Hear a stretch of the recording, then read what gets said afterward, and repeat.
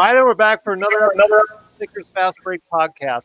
It's Gerald Glasser coming right back at you here from Lakers Fast Break, Pop Culture Cosmos, Inside Sports Fantasy Football, and Game Source. We truly appreciate everyone out there listening to all of our great shows, and if you can, please give us that 5-star review on Apple Podcasts.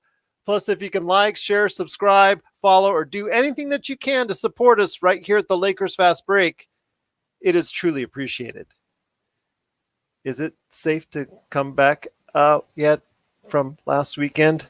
I'm not quite sure because it was a war zone last weekend here at the Lakers Fast Break at Lakerholics Roundtable, but I'll see if I can go ahead and come right back at you here. It's Gerald Glassford coming right back here to the Lakers Fast Break, but I've got on, see, there you go. Oh, got to watch out for LakerTom. He's going to be throwing more zingers at us, but he's in a better mood today because the Lakers look like, from all appearances, that they've made a great acquisition.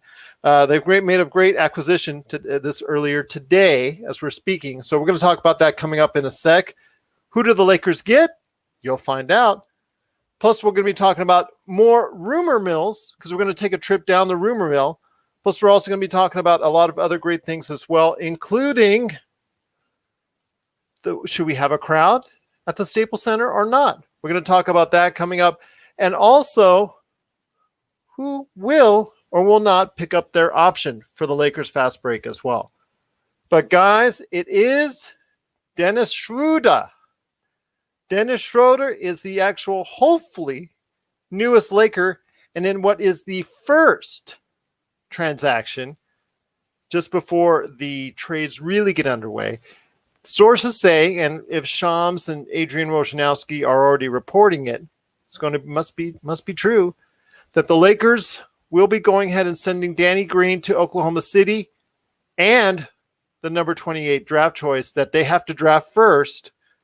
It's so funny because according to the Stepien rule, you can't actually trade all your first round picks, but you can go ahead and draft someone, then trade them 5 seconds later after you draft them. Oh, that's really good. So that's what they're going to be doing right now, I guess, according to all sources, is that Danny Green and the first round draft pick in this year's draft, number 28, will be going to Oklahoma City for Dennis Schroder. And here today to talk about that and so much more. First off, I'm going to go ahead and hit him up. He is the MagicMan for Lakerholics.com. Be part of the conversation today at Lakerholics.com. It is Sean Grice. And Sean, your thoughts on the trade for, we're still trying to figure out how best to say his last name, but I'm going to say Dennis Schroder. I'm going to say Schroder as well, Gerald. I love the pickup. I love this trade for us. I realize we're substituting some size defensively, but what we're picking up is one of the most versatile offensive talents off the bench the NBA's seen in the last 5 years. Whether he's been in Atlanta, OKC, back to Atlanta, back to OKC, he's always been a threat to be the sixth man of the year.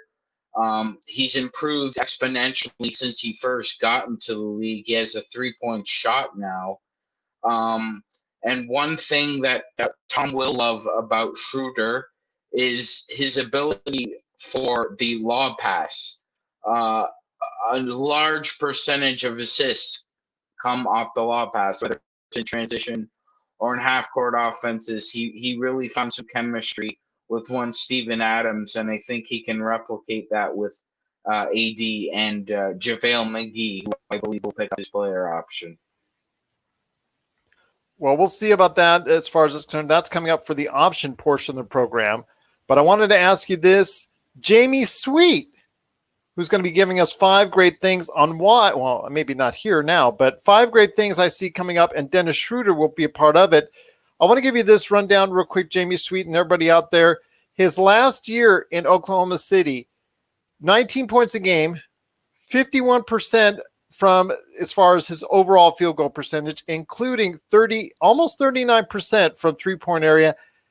Really good numbers, really solid numbers. Best year of his career was, I think, second or third in the running for sixth man of the year. played a very, very integral role as far as the 3-guard offense in Oklahoma City.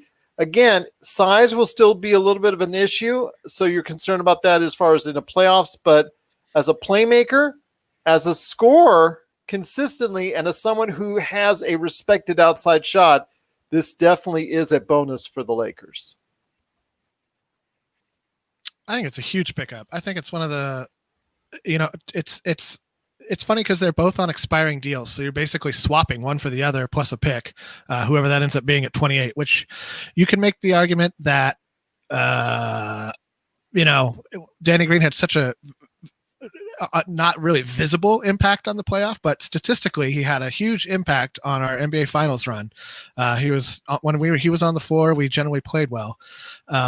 Whether he shot well or missed wide open threes or not, notwithstanding, and the periphery that went with all that. But I have always been a big fan of Dennis Schroder. I kind of feel like he's if you put Danny Green and Rondo in the same body, like he's a little bit better of a shooter than Rondo, not quite the passer that Rondo is. He's a little quicker than Green is, and he's quicker than Rondo. I think he's quicker than Rondo at this point. Rondo used to be so quick. He's lost a step, at least. But age is the difference there. Totally. Like you're getting the younger, better version of Rondo, who already shoots better than Rondo probably ever will. I mean, I will give Rajon a lot of credit for really getting that wide open catch and shoot three down, which he hit very well for us, and I hope that he continues to hit well for the future of his playing career, save when he's playing against us, should he not return to the Lakers. I don't necessarily see this as taking away from Rondo's ability to return.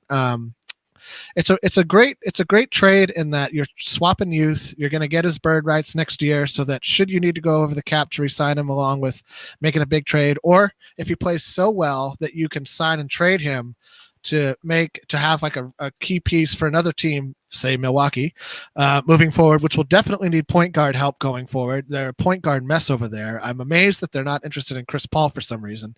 It must be that OKC must look at the contracts they're trying to trade and be like, we don't want Eric Bledsoe. We don't want, we don't want all these guys. So nobody wants his cap situation, including Milwaukee. So I think I'm surprised I'm surprised that they want another first round pick, because as Adrian Wojnarowski described it, I think 16 first round draft picks for Oklahoma City before 2027. That's a mind-boggling number. That's more than an entire team of first round draft picks. Right. No, it's ridiculous. Well, they're going to have to give some of those away to get rid of Chris Paul. Like, that's what it's going to take. Somebody's going to have to get like 5 first round draft picks to also take Chris Paul. Like, yeah, exactly. If they're going to LakerTom, you take a first round draft pick. Jamie Street, you take a first round draft pick. MagicMan, you take a first round draft pick. They're going to have a first round draft pick. They're going to make it rain Oprah style, man. That's how you're going to get rid of him. You're not going to get rid of him. His contract is it's a third. It's over a third of the salary cap. Yeah, I mean, that's one guy sucks up a third of your cap. Like, it's that at his age, like, who needs that? And the same thing's going to happen with Russell Westbrook, except it'll be even more untradeable on down the line. Somebody else is going to have to shut. That's the other thing. Maybe they're looking at one of the two. Like, they're going to have to get rid of somebody.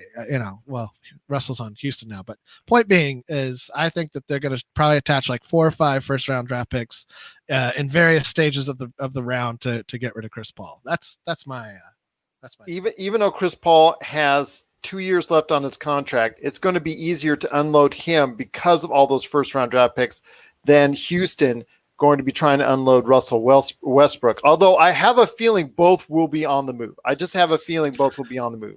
I could see a Westbrook for Bledsoe and like another couple of guys to make the salaries work, send him, which would be devastating in terms of transition, but terrible in terms of half court for Milwaukee. But Westbrook's going somewhere.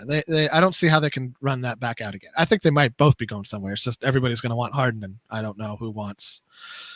It's hard to find it. You'd have to find a team with like a great 3-point shooters and no point guard, which I don't know if that exists. LakerTom is here as well. He's the mastermind behind LakerHolics.com. Be part of the conversation at LakerHolics.com. LakerTom, also check out all the great things that you're writing about on Medium.com, and your very much traveled articles that you have there I want to hear your thoughts on the Dennis Schroder trade. I know you were smiling, not because you're back here, and I'm going to try avoid the war zone today. I think we're all in agreement that this was a very good move for the team. It does leave some small issues you have to go ahead and clear up. But again, it is a step in the right direction. We needed a playmaker. We needed someone who during the season can get you buckets. We need someone a little bit more consistent with it coming off the bench or possibly even starting that could go ahead and contribute on a regular basis. And I think we just might have found that individual. You're muted, LT. You're muted. Go ahead. Schroeder's an interesting case because he's really had almost a career year at Oklahoma City. A couple of the things that just weren't covered by the other guys is Schroeder's defensive rating was 103.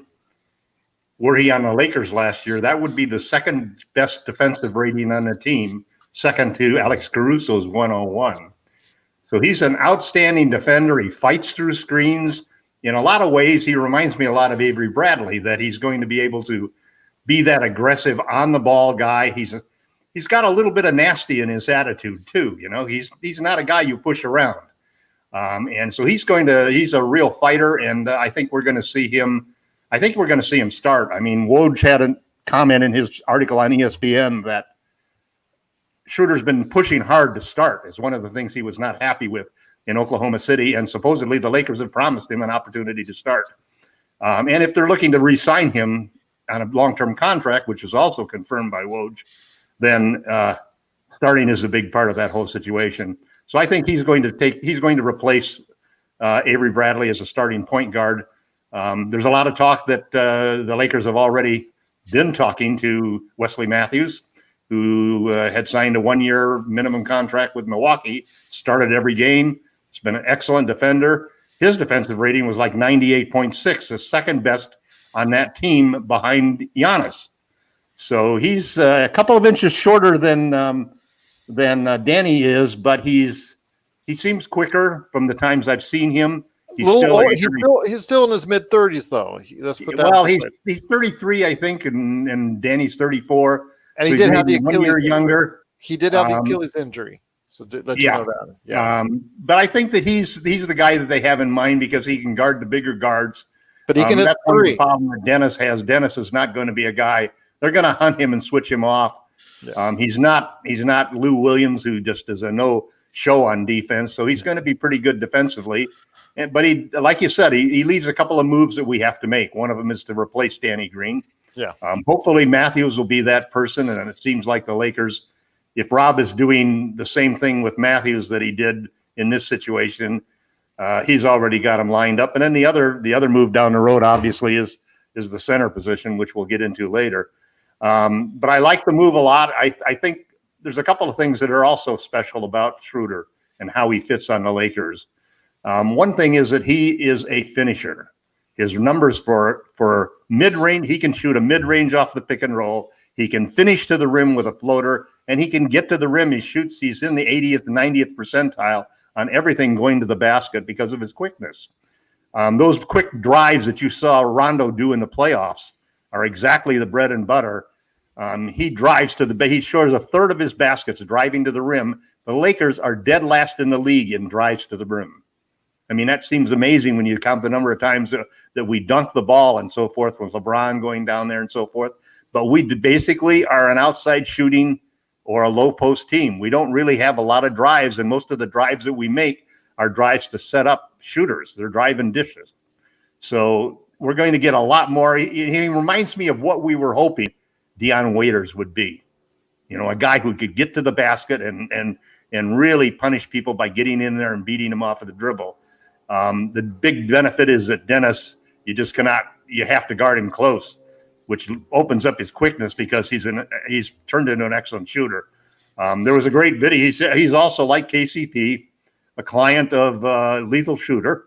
There's a great video that I posted on LakerHolics.com showing Lethal Shooter working out with Dennis, and he's actually got a little bit more of a jump. He used to shoot just a total set shot, and he's leaving his feet a little bit now on that jump shot just to get a little more power from the legs on it. So hopefully, you're gambling, but here's a 27-year-old guy. He's in the same championship window as 26-year-old Anthony Davis. As it's a perfect fit with a young Caruso and a young KCP. I agree with Jamie that I don't think it detracts from Rondo coming back. Rondo wasn't going to be the starter, and I think Schroder is going to be the starter. But what it does is it takes away some leverage that Rondo has with other teams, because he's trying to get the non-taxpayer $9.3 million MLE, and most teams are going to only be able to offer him the 5.6 taxpayer MLE. So there's a little leverage there. The big concern probably is the 2-year contract, 2 or 3 year contract. Rondo and KCP both want a long-term deal, and that's what the Lakers are probably not going to give them. So, but the other hand, if we lose Bradley, we lose Rondo, we lose KCP. KCP, because he's a clutch client, I think if we lose him, there's a good chance that we may be able to turn that into a sign and trade, because they don't want to hurt LeBron's situation by letting KCP go all alone without getting any compensation. So I think there's a good opportunity there that we might. I posted a couple of trades. One was a wild wish trade for Christian Wood, which probably ain't going to happen.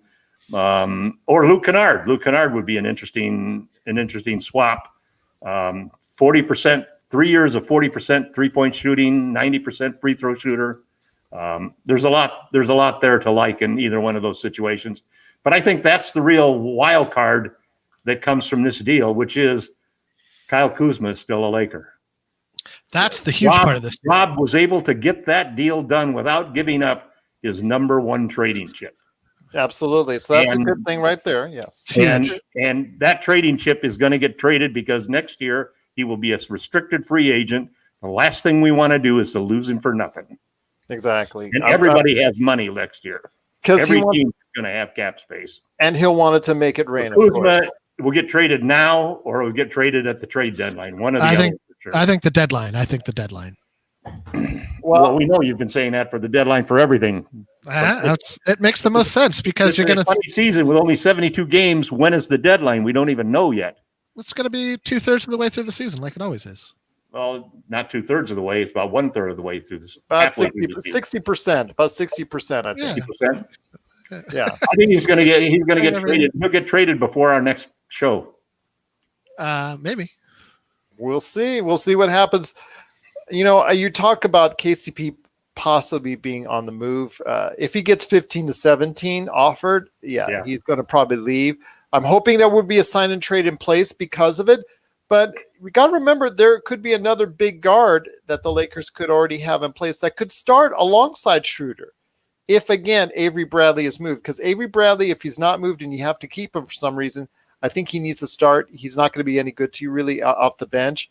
Schroder, unfortunately, you would probably have to sweet talk him, do something behind the scenes, maybe to go ahead and massage his ego to go ahead and maybe come off the bench. But I'm hoping that he'll get the chance to start and that Avery Bradley will be on the move to get maybe a better opportunity for him if that's the case, because I think his time spent away from the bubble and the Lakers winning the championship was not in his best interest. I mean, do you agree, concur with that, LakerTom? I mean, yes. I think. I don't know where Avery lives, but I have a feeling that part of his decision is wanting to control where he's going to go. Mm-hmm. And most likely, it's kind of foolish to think that he would do this without his agent having talked to somebody who's going to offer him a 2 or 3 year contract, maybe for even the same amount, because he knows the Lakers aren't going to give anything other than 1 year contracts probably. To him, I don't think they would offer more than 1 year unless it was a very cheap 2 year deal. But, you do have the emergency in case of break glass, in case of emergency type deal in a starter at your big guard, Alex Caruso. So there you go right there. I don't think Caruso is a starter. I'm sorry. I know some of you do, but I don't. Started in Game 7. I mean, I love those words. I almost hear Mark Jackson telling me how bad a deal and how bad a move it was making. I hear those ringing in my ears almost every now and then. I don't have any disagreement that Caruso is a valuable player, but he's not a top.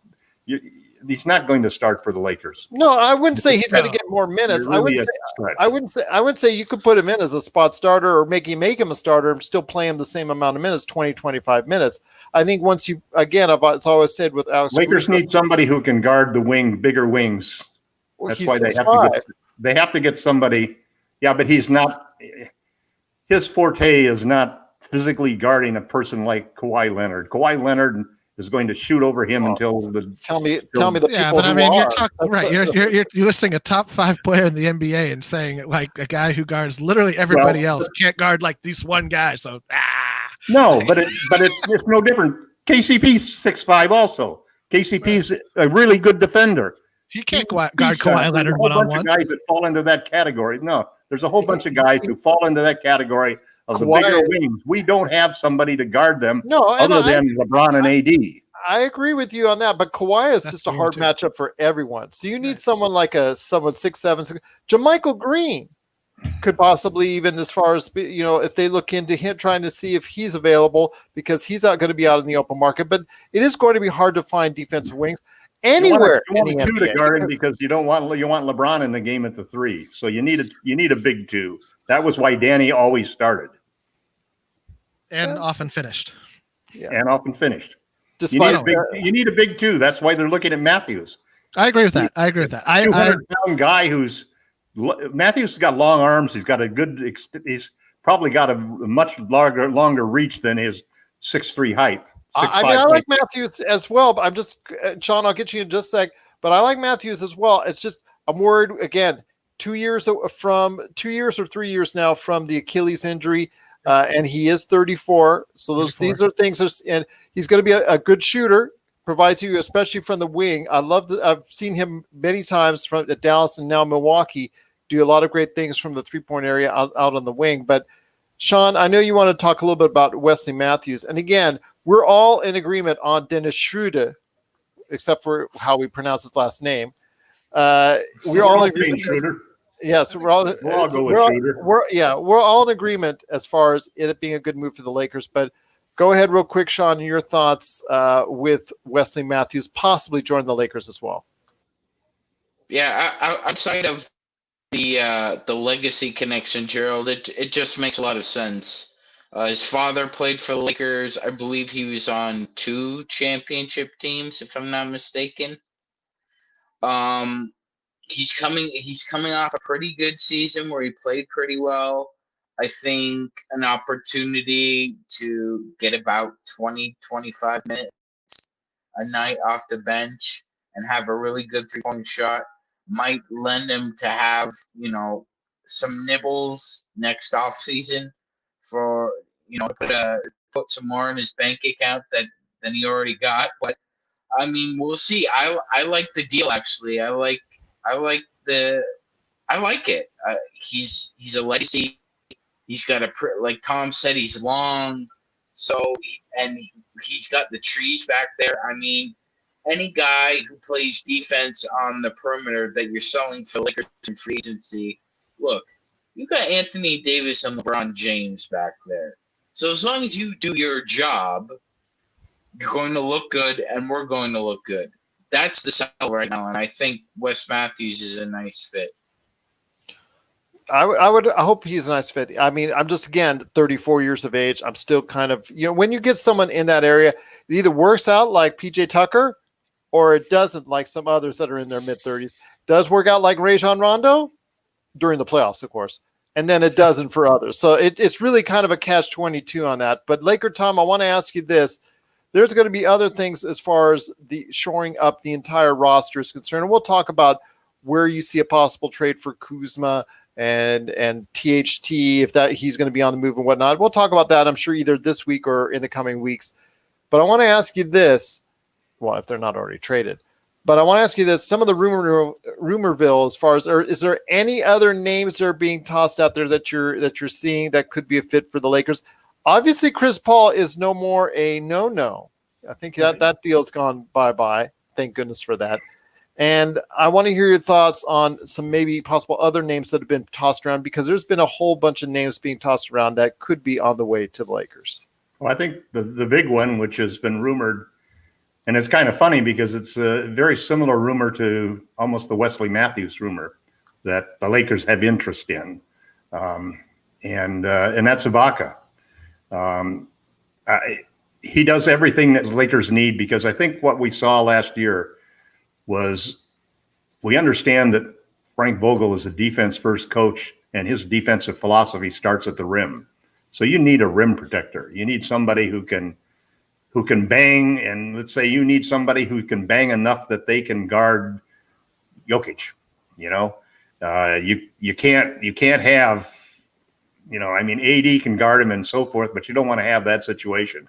He's the perfect example of why you want a banger that can do it.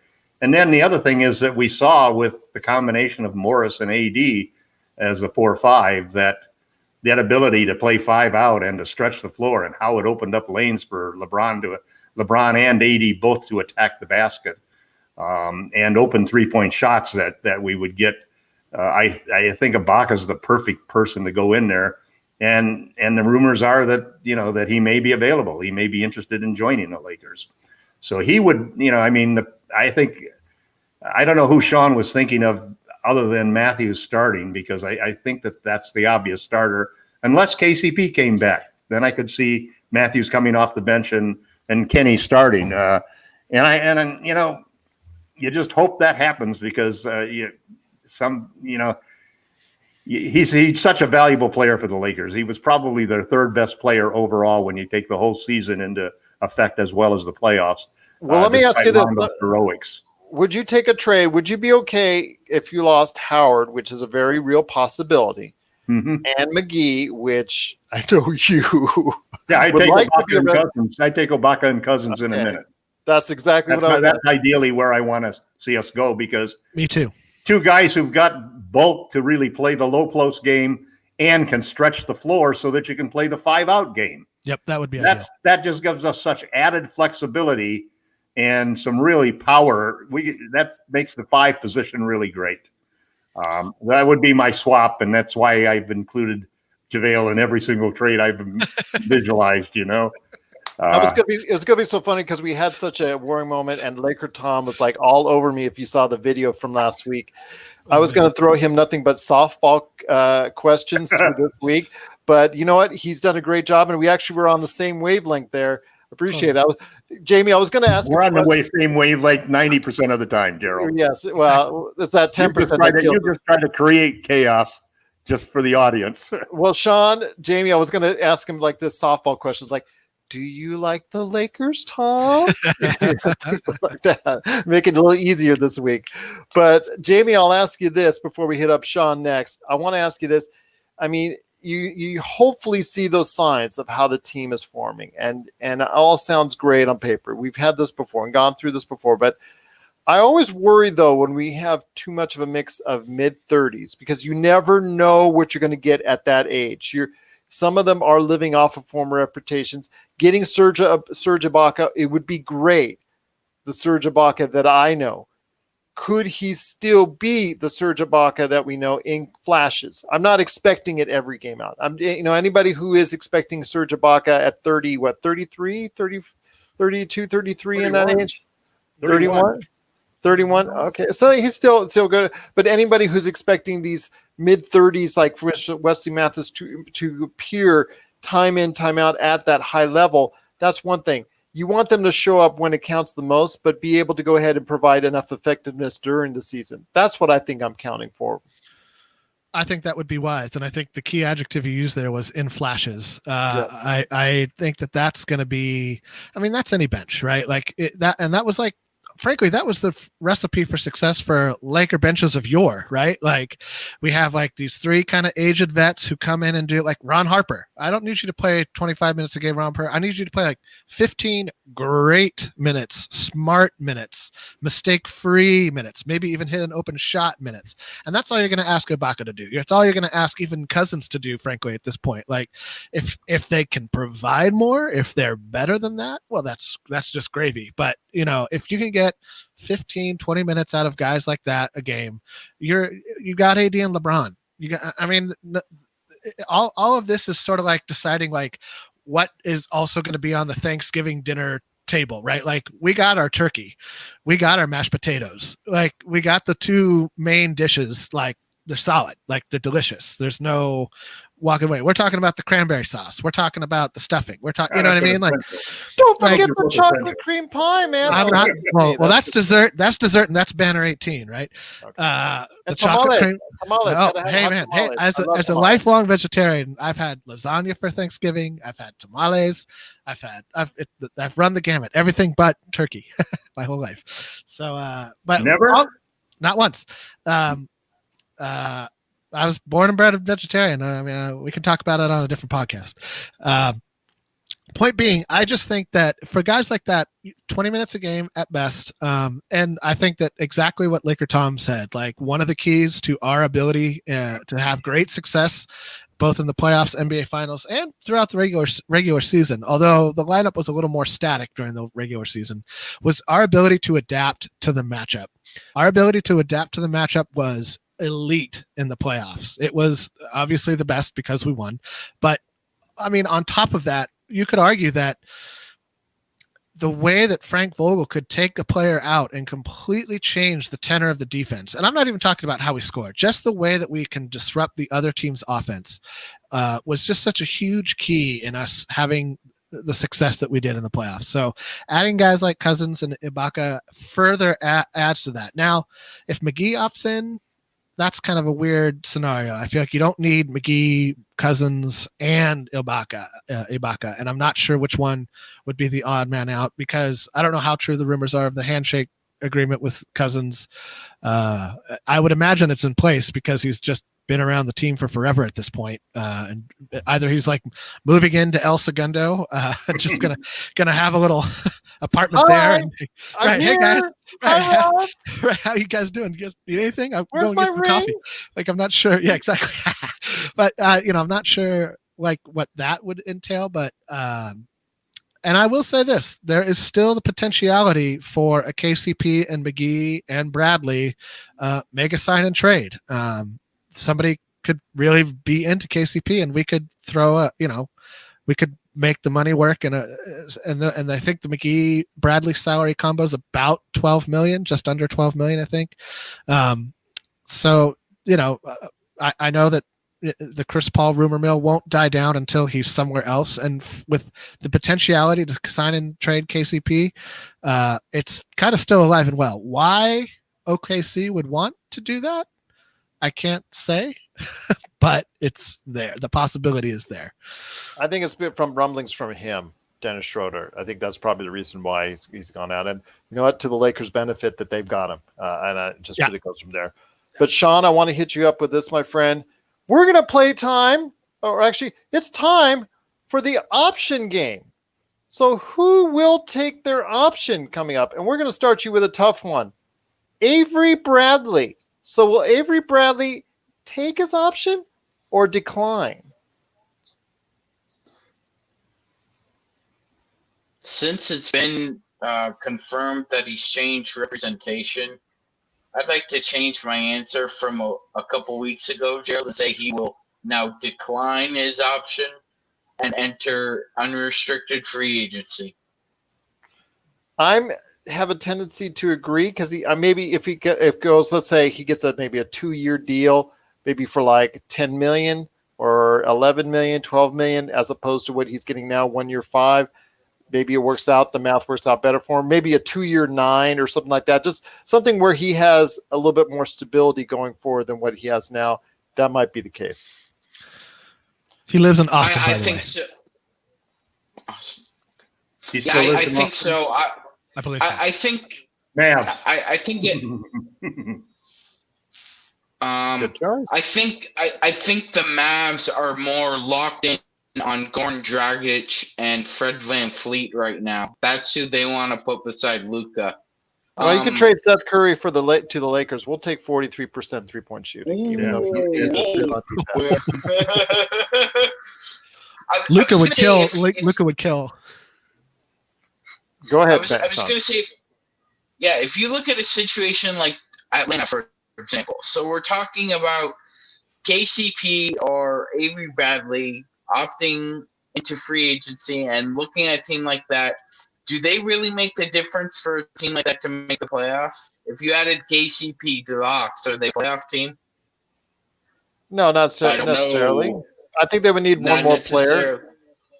Right, But right. And I think Go it's ahead. less obvious for KCP and Avery Bradley to end up with a contender for just one reason. All those contenders want to create as much cap space as they can for Giannis. So any contending team that signed Bradley Atlanta's going to go after put him. options. Yeah, I think They're so, going to throw a Tom. lot of money. It's going to make it rain for KCP, so he's going to be Yeah, happy. it's got to be a team that has a lot of cap space because it's not a team that's looking for one piece, like Sean says. It's a team that's got enough money to buy 2 or 3 pieces.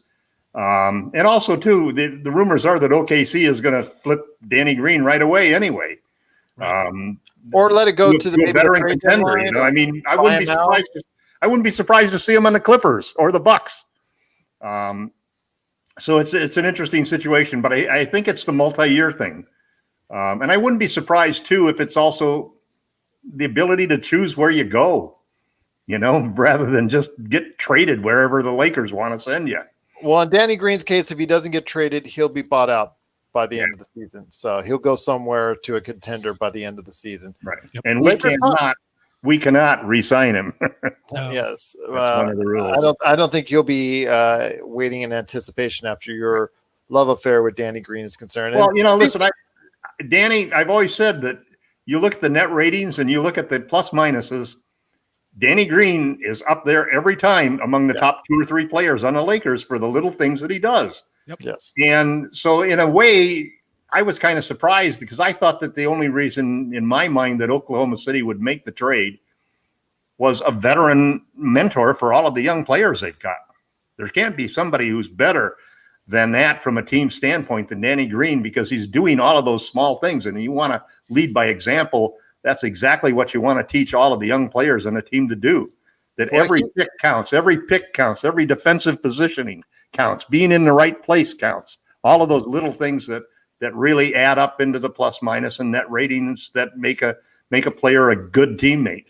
Well, he knew he was going after all those podcasts he was on in the past, 2-3 weeks, and he was on making all those appearances. He knew he was gone. Yep. He had a feeling he would be trade fodder, and I thought he'd be along with Kyle.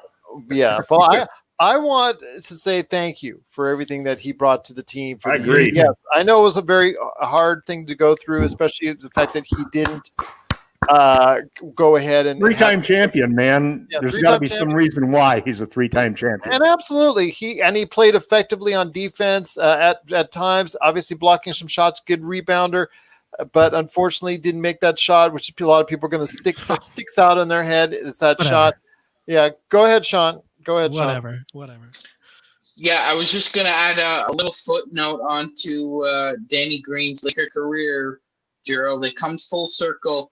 He started out in the G League in Cleveland. LeBron was begging the Cavs front office to bring this guy up. I think he's a really good player, and they waived him. Yeah, they waived him, and that really bothered the hell out of LeBron. And so for Danny Green to come full circle now and win a championship with them, I thought it was a great send-off. Agreed. Next on our list, I'll go with LakerTom. LakerTom, a favorite of yours during the course of the season, that would be JaVale McGee. So does he opt in or does he opt out? I think he's going to exercise his player option and get traded. Okay. Kyle Kuzma.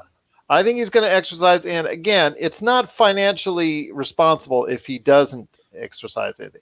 You know, I think if you don't take that contract that's offered to him now, he is not going to get anything near it. He's just going to be offered the minimum everywhere you go. So I think it's in his best financial interest to go ahead and do so. Go ahead. The only reason I could see him opting out would be just to control where he goes, because I think he's got to realize, and I think most of these guys have to make a decision on Thursday. At least that's what I read, that most of those player option decisions are going to be this Thursday. I mean, talk about a fast week. Yeah, 18th is a draft, 19th 20th that's that $4.2 million is the Lakers are not going to keep that on the books. No.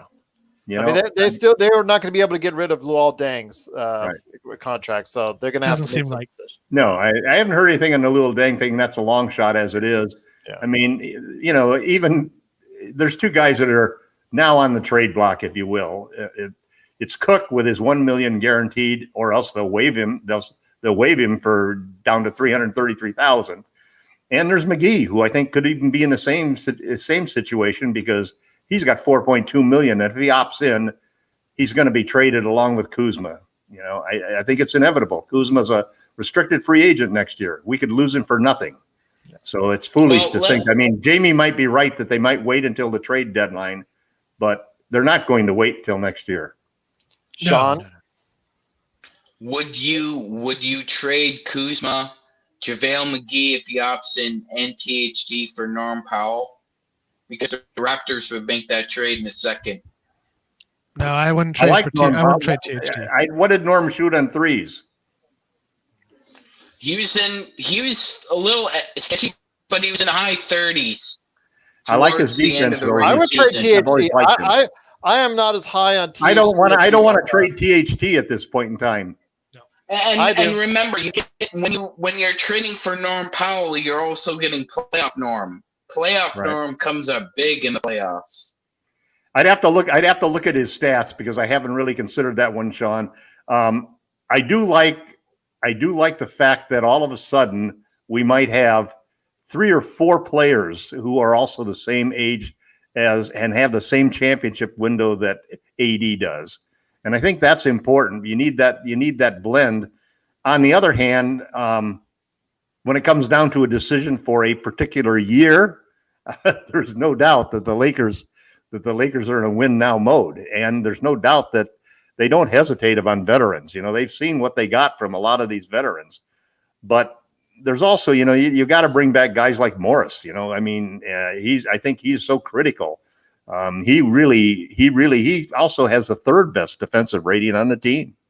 Markieff Morris did, and even though he didn't shoot as well as he should have based upon his regular season history, he did well in the playoffs, and he was really an important clog to allow AD. He's the guy who gave us, 48 minutes of being able to play small ball against Miami, and we're going to see a lot of that, a lot more teams playing that way as we move forward. One thing about you guys have a fascination with THD. I don't see it. I don't think he's going to develop the way you guys think he is because I think it's still a matter of the shot being it will dictate exactly how effective he can be off the ball. Playoff THD. What did he play? 1 game against Houston? Come on. Two whole games. 2 whole games. So don't try to. I've discredited his whole game that I forgot that he wasn't in it. That was the one. That was one of the blowouts. I would imagine.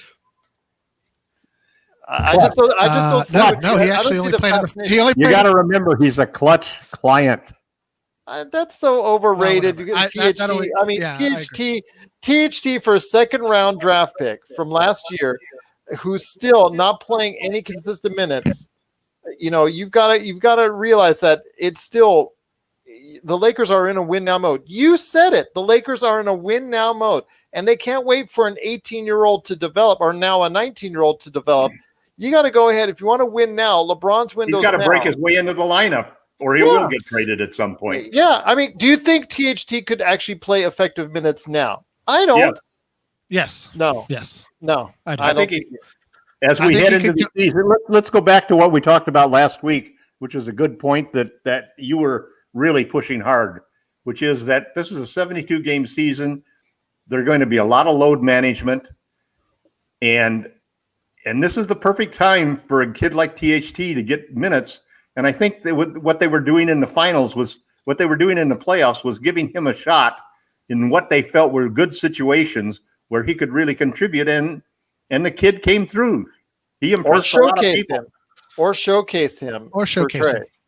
I will say this. I think that it's important. Too much you don't showcase him for 2 games thinking you're going to get anything out of that.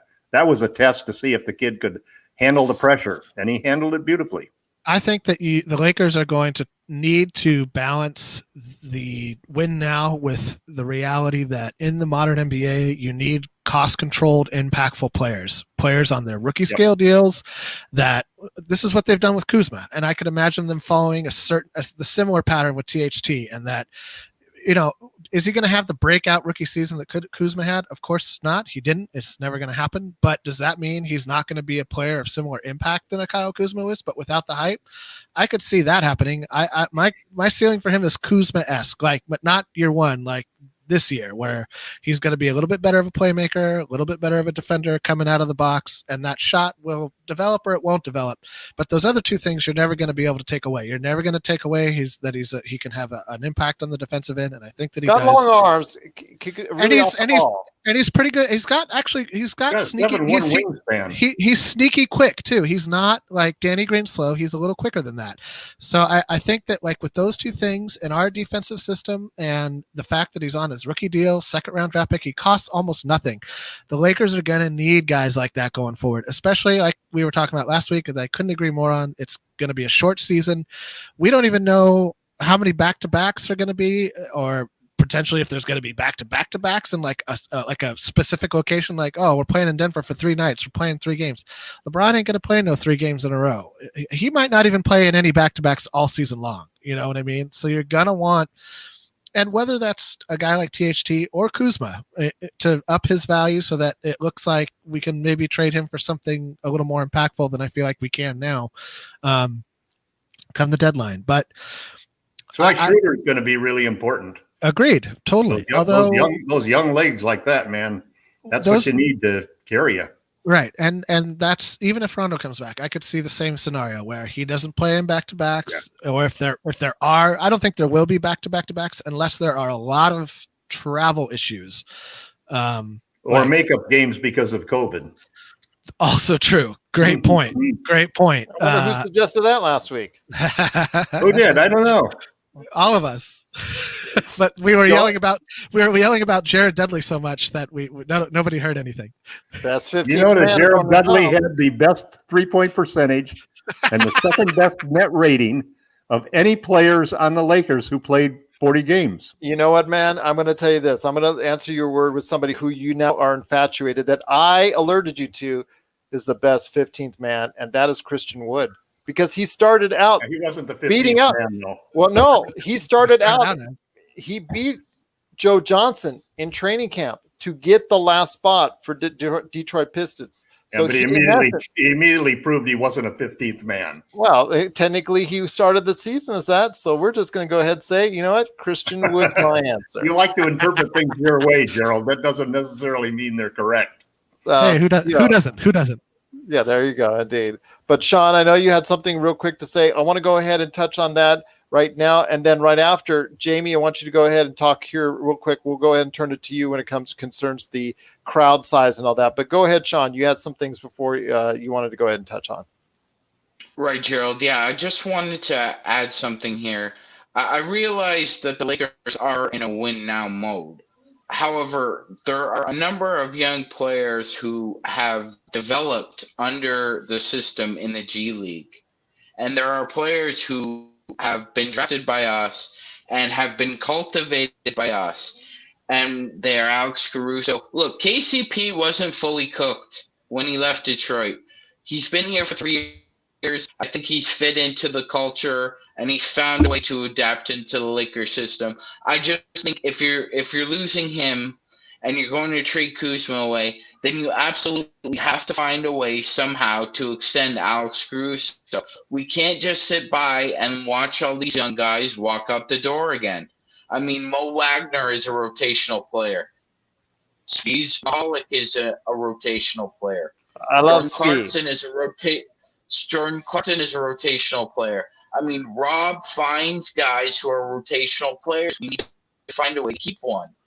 Rob wasn't Jordan Clarkson. Jordan Clarkson was no. I'm just saying with other players, Alex V. Yeah, I know. The Washington Wizards are the Lakers East, and so are the New Orleans Pelicans. But I understand. And Svi Mihajlovic, I really was sad to see him moved, and I think he's getting the opportunity in Detroit, and we'll get so this year if he's not traded. We'll get a great opportunity to showcase his wares. I still remember the year that they drafted him, and Jay Bilas, all I could say, well, his arms are short. Well, his arms are short. Well, he's playing in the league now, and he's getting a good return on his short arms, shooting very well from three-point area and actually contributing. Although it's not to a winning team, I hope he does get a chance to go ahead and prove his worth and maybe prove Jay Bilas a little wrong at the same time. But you're right. We won't be talking about the NBA draft here now. I still hope to do something this week in regards to the NBA draft. Look out for that. In fact, I will also have on Monday. A live interview. If you're listening to this, live interview with Mike Lenoir, NBA draft hopeful, that we'll have on the air. That I'm going to also air this week. Cool. But Jamie, before we head on out, one of the things I also want to ask you is this. You mentioned to me about how the Lakers, and this is something I posted about last week on Lakerholics.com when the announcement first came out, that the Lakers will not be having any crowds, not even Jack Nicholson. Well, actually, you know what? Jack may have his own seat and everybody else is gone. But Jack, there still will be no crowds for the Lakers games at Staples Center this year. I think that would also probably include the Clippers as well. I'm assuming if you're going to have one, maybe, I don't know. It kind of be weird if the Clippers had their crowd and the Lakers didn't. But be that as it may, Golden State has announced they're going to have up to 50%. Is that correct? I mean, that's their plan. That's their hope. That's what they've submitted to the state of California. That's their new arena. That's their new arena going, hey, this costs a lot.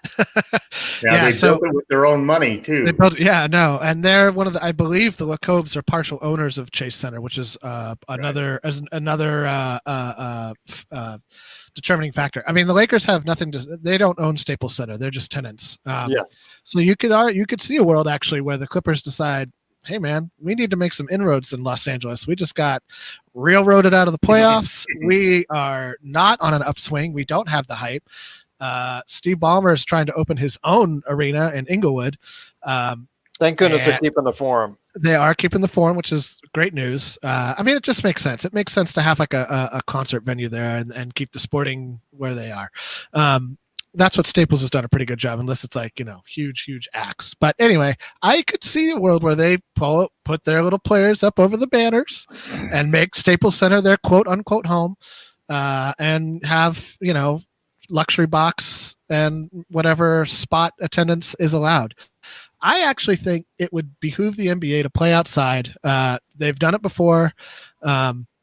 Obviously early on, it would be a bit of an issue in some places, but by the time spring rolls around, they should try to play as outside as much as they possibly can, because then you can have a good idea. The NHL does it. It doesn't make sense to me that they haven't considered it more. I can't wrap my head around that one. It seems playing in Dodger Stadium. There's a million places all over the country.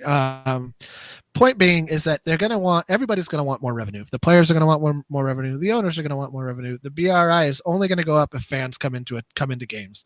I think the Warriors plan is kind of brilliant. I have some friends who have basically turned their homes into concert venues doing this rapid testing thing. They still socially distance people out. There's a lot that they do to make it safe. Mask required, social distance, and it's outside. They don't let people in the house. It's all in like large backyards. One of the benefits of living in certain places in Los Angeles. And so there's definitely a public interest in attending. And I think that it's mainly probably a concern for the players. And if you were to say, look, we're not letting anybody into the lower bowl, there's obviously going to be no courtside seats, and we're spacing everybody out throughout the rest of the arena, I could see a world where the Warriors get this plan approved after this spike dies down. This recent spike that's going to come through in California is going to be an issue. That's going to come through everywhere, but it's hitting California pretty hard. I could see in a world where, things are starting to change. There's more mask mandates. I think it could happen. I think the Lakers may actually end up reversing course on this if the Warriors plan gets through and there's a viable, it's going to be interesting because, we all the bubble was so successful that we got used to the NBA playing with 0 COVID cases in a way that we never got used to with baseball and certainly not football.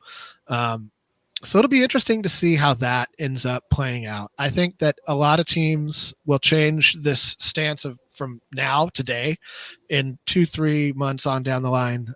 Once we see if there's a more comprehensive federal government response, if there's some kind of vaccine that's on the horizon, so on and so forth. So I think that was maybe a little preemptive to jumping the gun a little bit on the Lakers' part when they said like no fans. I think that everybody's going to want to see that BRI number tick up as much as humanly possible over the course of the season, and the only way they're going to do that in a meaningful way is to get fans in the stands. So I like your idea of going outside, although obviously for weather and climate reasons, it can't be done totally throughout winter for some teams, and obviously if it's going to rain and things of that nature, you got to have plans ahead of time. But I see that would be great if they just go down the street, ironically, to let's say the LA Coliseum per se, which would be right across the street from where the Los Angeles Sports Arena, ironically, where the Clippers once played. Totally. How ironic would that be? It would all be funny. Yes, it would all be too funny indeed. But LakerTom, any thoughts on no crowds at the arenas for the Lakers?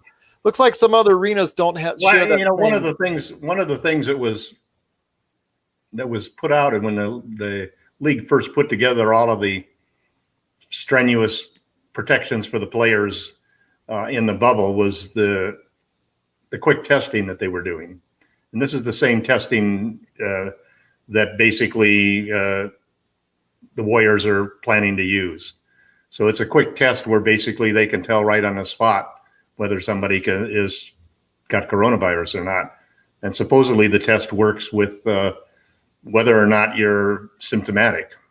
So if you can do that and bring in crowds and spread them around like that, I think that's pretty doable, because first off, you're not threatening the players. That's one big thing that you've got to address there, is that you cannot have contact between the players and the crowds. But if you limit that so that the crowd is taking a risk, and I'm sure there's probably going to be the Donald Trump type of waiver that you put in there that we agree we're taking a risk from coming here. We're not going to sue the Golden State Warriors or the Chase Center for if we happen to catch COVID. And I think the thing that's just as interesting is how are the teams going to regulate the players? The players, in one sense, are going to be doing the same as we're doing, or really what I hope all of us are doing, which is you have your immediate household, and you're limiting your contacts to the people who are in your immediate household. I've got 4 words for you on that. Good luck on that. Well, listen, I mean, hey, I had a consulting gig last week, and I went down to California City, and they asked me to have lunch with these 2 guys. I said, I'm not gonna sit there and have lunch with 2 guys. I don't care what the deal is. I'm not going to sit there for 35, 40 minutes without a mask with 2 guys sitting 4 or 5 feet from me. But that's exactly what people are saying, that's the danger. But you're asking late teens, early 20 kids to be responsible. And as we have seen, I'm asking them not to kill their grandmothers and their grandfathers, their fathers and their mothers. And I don't think people realize how dire the situation is going to become and how many people are going to die in the next few months. So I agree with you. I think the NBA cannot avoid, no matter, let's say that you have a team that has got great chemistry like the Lakers. You could expand your household to include all of the other households of the players, and everybody could be very good about protecting themselves and so forth. And then you play a team that doesn't do the same thing. And one of their players wasn't as careful. One of their families wasn't as careful. You're going to have a few cases, no matter what you do, where players are going to get COVID. That's why I told you in the first place they might expand rosters. That's why I haven't heard a single thing about that from anyone. That's a possibility. Send me an article to prove that. I don't believe that that's going to happen. It's not in the discussions. If it were in the discussions, it would have been publicized by now. So there's going to be cases where you'll have 1 or 2 players, or 3 or 4 players, maybe even 5 or 6 players on a team that can't play, and that's just it's like injuries. It's just another form of injuries that you're going to have to deal with as you go along the season. Well, then you're gonna have canceling games if it's 5 or 6. You're going to have cancellations of games, of course. You're going to have cancellation of facilities. You're going to have rescheduling of games and facilities because a certain team was here and they got 3 people who had COVID, and then another team came in the next day and they had hopefully the NBA has some experience in testing players, so it won't be like the LA Dodgers who actually win the World Series and then have 9 guys test the next morning positive, because I think there were a bunch of people there that just didn't care, and the league is going to be better about that, but you can't predict what's going to happen right now because we just don't know where we're going to be in 3 or 4 months. What happened with that scenario what happened with the Dodgers was that the Major League Baseball sent all their tests to a remote lab in Arizona. So they didn't actually get the results back. The positive came back, but it didn't come up the food chain quickly enough until literally. That's why you need instant testing, I mean, that's why he was pulled out during the game. Biden could save professional sports. Joe Biden and the new administration could save professional sports in the United States. We'll see. It's going to require the United States Congress. So that horse might have already left the barn, my friend. That's a tough. You got to believe in Georgia. Bubba's going to save us. We'll okay, Sean. I know you were very patient, so I want to go ahead. You raised your hand in class, so go ahead. Tell me what you need, what you want to say about the situation in regards to crowds, as far as for NBA. Yeah, it's kind of ironic, Gerald. That I agree with you with those 4 words. Good luck with that. I think it's going to be very difficult to see a situation where the Lakers or some other team, like James said, doesn't change course. Like they'll decide, we see how good the Warriors have done. We'll adopt some of their model and we'll resubmit it to the council. I'm not sure if that'll go over in LA with their administration.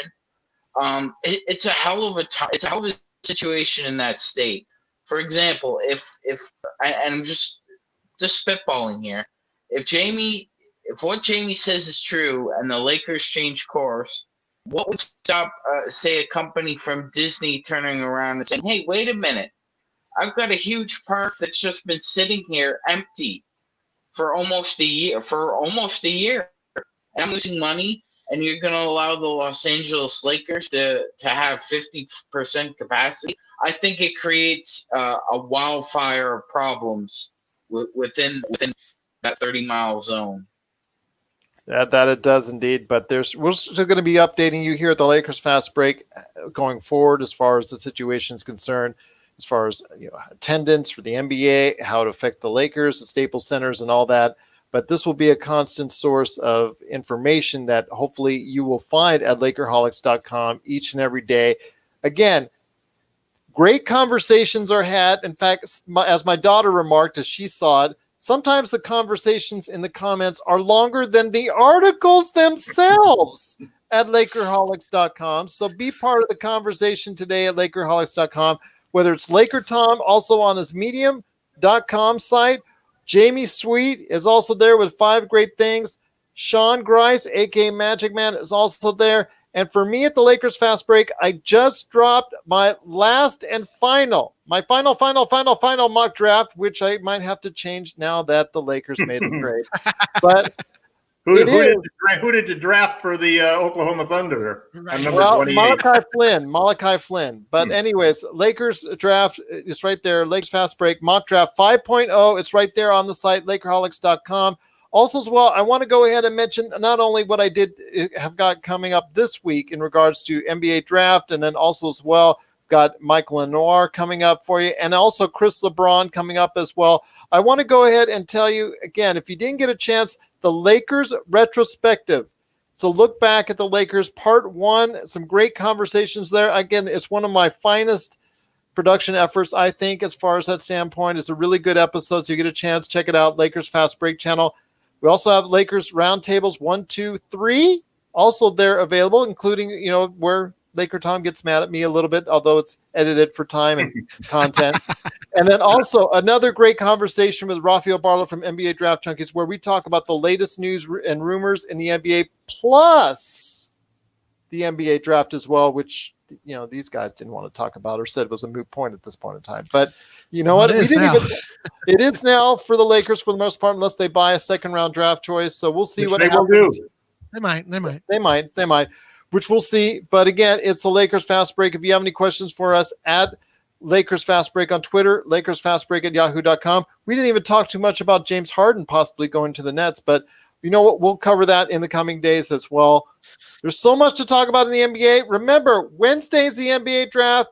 Thursday, the deadline for people to go ahead and opt in or out. And Friday, oh my gosh, it's the NBA free agency begins. It's not as big or as glamorous Signing as on Sunday. years. Signings on Sunday too. Yes, but it is something that everybody out there for the Lakers that needs to be following them, whatnot, needs to go ahead and continually update. So check out Lakerholics.com for your updates, and hopefully I will also be bringing you many updates as well right here at the Lakers Fast Break podcast.